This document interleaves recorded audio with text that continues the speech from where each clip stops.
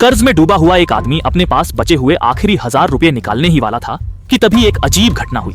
उसने हैरानी से देखा कि उसके खाते में अचानक 75 लाख डॉलर ज्यादा हो गए थे।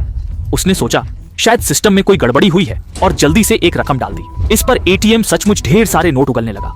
हड़बड़ाहट में उसने पैसे इधर उधर बिखेर दिए और बस पैसे समेटता रहा। फिर जल्दी से उन्हें अपनी जेब में भरकर डरते डरते वहां से भाग निकला।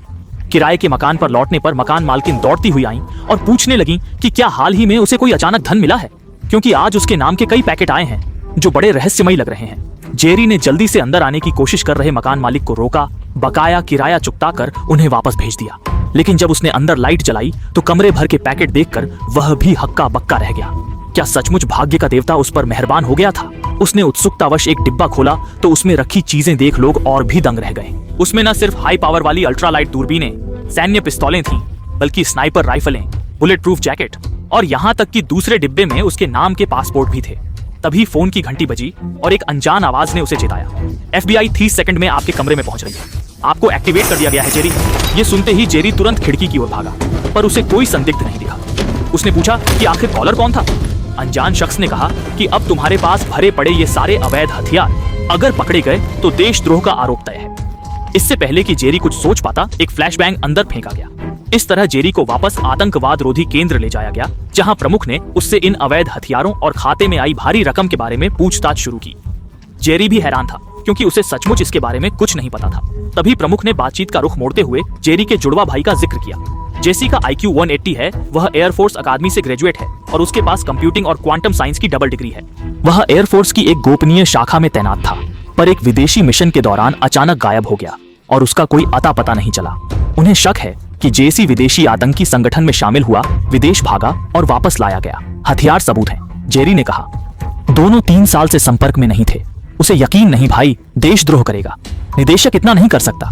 चाहे भाई आतंकी हो या ना हो, वह गलती से मारना पसंद करेगा। मैंने देखा। हाँ, आप सही कह रहे हैं। निदेशक परेशान है। शहर में आतंकी हमले हो रहे हैं। आज सुराग मिला।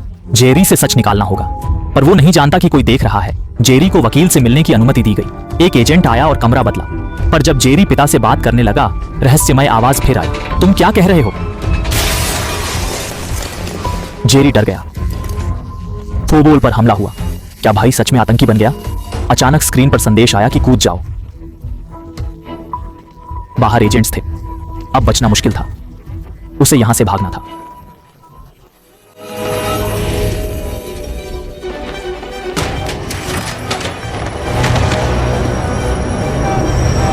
ट्रेन ने जोर से सीटी बजाई। जेरी ने आखिरी पल में प्लेटफॉर्म पर छलांग लगाई। स्क्रीन ने फिर याद दिलाया, जल्दी ट्रेन पर चढ़ो। ट्रेन चलने पर जेरी ने देखा एजेंट्स नहीं आए। शायद समय कम था। उसने राहत की सांस ली, पर डिब्बे में फोन बजता रहा। जेरी ने देखा पास एक आदमी सो रहा था। फोन पर उसका नाम था। वो समझ नहीं पाया क्यों रहस्यमय व्यक्ति पीछे पड़ा है। फिर भी उसने फोन उठाया। दूसरी तरफ से कहा गया, 3 स्टेशन बाद उतरो और प्लेटफॉर्म पर रुको। जेरी ने फोन काट दिया। वो इस खेल से तंग आ गया था।